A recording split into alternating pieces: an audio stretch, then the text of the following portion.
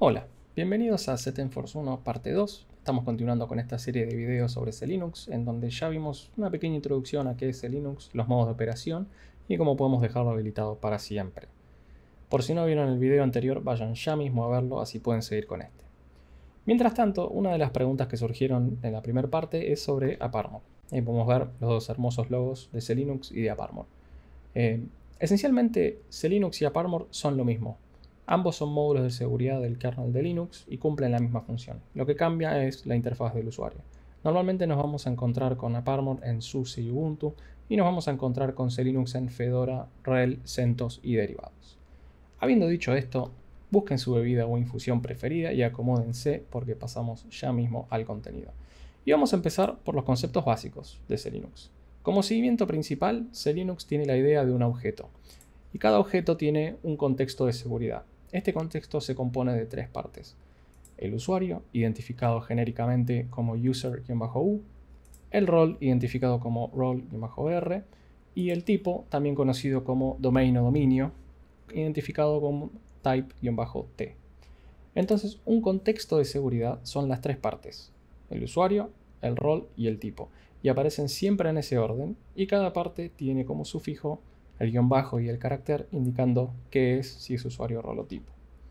¿Pero qué es un objeto?, se estarán preguntando. Bueno, con programación orientada a objetos, todo es un objeto.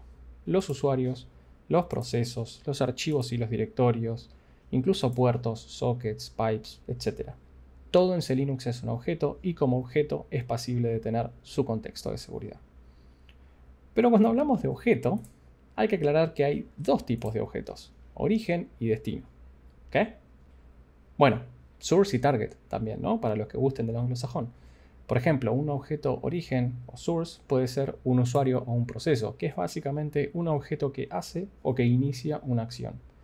Y un objeto destino o target puede ser un archivo o directorio, que es un objeto que recibe una acción. Y esto quiere decir que en toda interacción hay dos contextos de Linux, contextos que posiblemente, seguramente, sean diferentes. Linux, como definición más simple, controla, es decir, permite o niega, acciones, en otras palabras, permisos, entre objetos y sus contextos. ¿Y qué acciones se estarán preguntando? Bueno, por ejemplo, si hablamos de archivos, leer, escribir, agregar, renombrar, etc. Hay en serio muchísimas acciones definidas que no nos alcanzaría el video para mencionarlas a todas, así que siempre pueden ir a la wiki de Linux para chequear cuáles hay. Y por último, para ir cambiando un poco de tema, todos los objetos obtienen su contexto de seguridad de la policy. No, esta policía no, esta tampoco. La policy, o política en criollo, es la lista de todos los objetos de seguridad disponibles en el sistema, junto con todos los objetos que Linux reconoce y qué contexto le corresponde a qué objeto. Y también, por supuesto, los permisos y muchísimas cosas más. En cualquier distro que tenga Linux, como dijimos antes puede ser RHEL, CentOS, Fedora, la policy ya está preparada y provista, ¿sí? Ya está lista. Está lista por gente que sabe mucho más de Linux que nosotros, así que no hay que subestimarlos. En serio, no hay que subestimarlos. Vamos a cortar un poquito con tanto slide y pasar un poco a lo práctico. Acá tenemos lista la consola para empezar a ver todo esto que estuvimos hablando hasta recién. Para los interesados, ya tuve algunas consultas por los backchannels sobre qué uso para esta parte del setup, para las VMs, y cómo es que puedo acceder a una consola de una VM directo y ver todo el proceso de reinicio completo. En otro video más adelante les voy a mostrar el virtualizador de hombre pobre que tengo acá, para que ustedes puedan instalar en sus casas, en sus laburos, para lo que sea. Pero volviendo a Linux, habíamos dicho que todo objeto tiene su contexto de seguridad. ¿Y cómo podemos ver este contexto? Todos los comandos básicos del sistema, como ls, ps, etc., cuando son compilados con soporte para Linux, tienen un flag "-z" mayúscula. Ese flag es el que nos muestra la información de Linux. Entonces, por ejemplo, podemos ver el contexto de archivos o directorios con ls "-z", y en la salida vamos a poder ver los contextos. También podemos ver el contexto con el que están corriendo los procesos del sistema. También tienen contextos de Linux. psaux z, y dentro de toda la lista de PS nos va a marcar el contexto. Bueno, volviendo un poquito a los slides. Por otra parte, CLinux también cuenta con booleanos. Estos booleanos se utilizan para cambiar la política o la policy de CLinux en tiempo de ejecución sin escribir ninguna regla, sin hacer más nada que cambiar el booleano. ¿Para qué existen? Porque para determinadas acciones se hace mucho más fácil la administración mediante este mecanismo. Como por ejemplo, cosas como estas.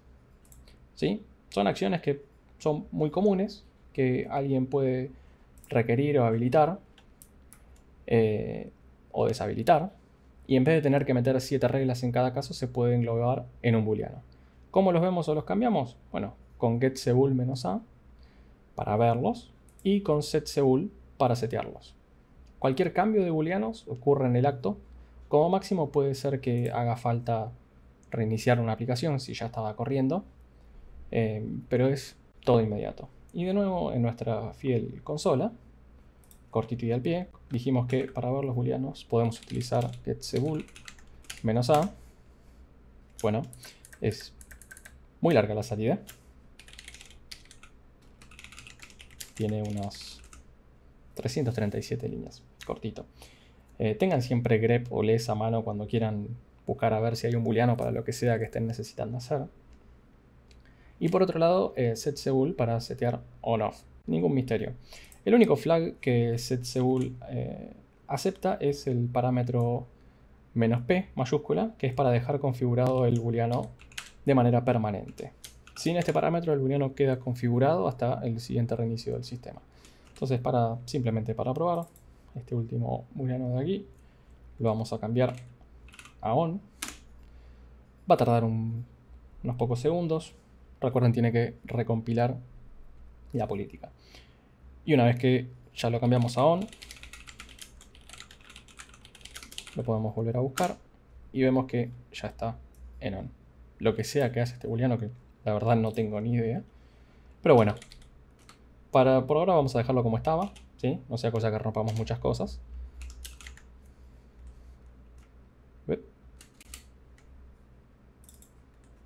Off. Bueno, vamos volviendo a los slides. Ya vimos booleanos. Nos quedan pocos temas. El siguiente que tenemos para ver es cortito. No lo vamos a ver en mucha profundidad. Pero tiene que ver con que CLinux también tiene el concepto de usuarios, de logins y de roles. No nos vamos a adentrar en esto, pero es importante entender que un usuario a nivel CLinux no tiene nada que ver con un usuario de Unix, incluso si se llaman igual. Si corren, por ejemplo, el comando cmanagelogin-l, van a poder ver una lista como esta. ¿Sí? Ahí volvemos. Una lista como esta. Estos son los logins que reconoce CLinux. Y si corren cmanage-user-l van a poder ver una lista como esta. Como les decía con anterioridad, esto es simplemente para que tengan una idea o por si en algún momento les pinta armar una política bien robusta, bien definida de CLinux. Pero por el momento simplemente para tenerlo en cuenta, no lo vamos a ver en profundidad. El último tema que tenemos para ver hoy se llama Unconfined. Y si ustedes desde un sistema con CLinux habilitado y funcionando ejecutan el comando id-z, les va a devolver lógicamente el contexto del usuario que está logueado. De la misma manera que id lo hace sin el "-z" y muestra el nombre de usuario, los grupos y demás. Pero es probable que la salida del comando id sea esta. Y estos no serían los roles que ustedes están buscando. Esto sucede porque la política targeted, que es la que se usa por defecto en RHEL y en otros sistemas derivados, no utiliza roles para los usuarios que están logueados. Usuarios que están logueados es básicamente cuando uno se loguea por SSH, por una TTI a un sistema. Esta política solo aplica roles y por ende el contexto full para los procesos. Y una pregunta que suele circular bastante cuando hablamos de CLinux es ¿por qué algo funciona cuando lo ejecutamos como root manualmente, pero no cuando lo ejecutamos con service o systemctl, si estamos hablando de RHEL 7 en adelante? Bueno, justamente, Cuando lo ejecutamos como root desde una shell, está heredando el contexto del proceso padre, o sea, la shell, que es unconfined. Y cuando lo ejecutamos con service o systemctl, corre en un contexto confinado específico. Lo último sobre esto es que unconfined es muy importante entender que es algo así como permissive. Lo que corre en unconfined puede hacer lo que quiera, vale todo. Para verlo en vivo y ya cerrar esta segunda parte, tengan siempre en cuenta este detalle cuando estén haciendo un análisis de un problema y sospechen C-Linux. Como les mostraba con anterioridad, si usamos el comando id-z, nos va a dar unconfined. Ahora supongamos que queremos levantar un servidor web. Entonces levantamos Apache. Si buscamos el contexto de nuestro proceso Apache, que está corriendo desde ahora, vamos a ver como lo arrancamos manualmente desde una sesión de root, el contexto es unconfined en todos los procesos. Y la gran mayoría de las acciones que C-Linux negaría en este punto no las va a negar, porque en unconfined vale todo. Ahora, si lo matamos y lo arrancamos mediante systemctl, y luego queremos ver el contexto, esta vez vemos que el contexto que asignó es el correcto.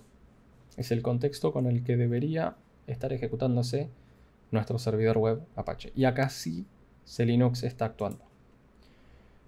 Bueno, hasta acá llegamos. Ya en la próxima entrega vamos a ver conceptos más avanzados que esto y cómo podemos revisar qué pasa cuando algo no funciona en términos de C-Linux. Si tienen alguna pregunta, la pueden dejar en los comentarios o abrirla en help.sysarmy.com. Y si les gustó, no se olviden de darle like y de suscribirse al canal. Saludos.